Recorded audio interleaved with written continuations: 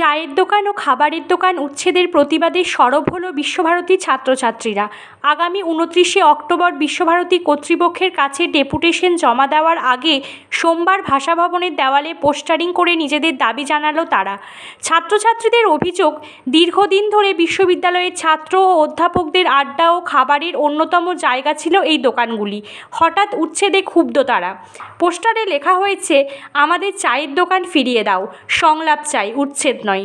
আন্দোলনের মাধ্যমে কর্তৃপক্ষের দৃষ্টি আকর্ষণই এখন ছাত্রছাত্রীদের মূল লক্ষ্য।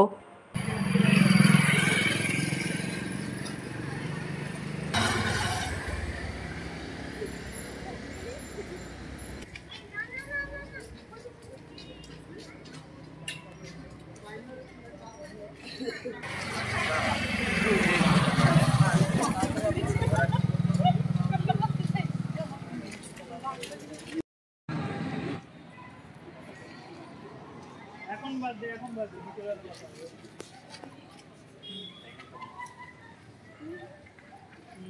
ঠিক আছে আর কয়টা আমাদের ডিপার্টমেন্ট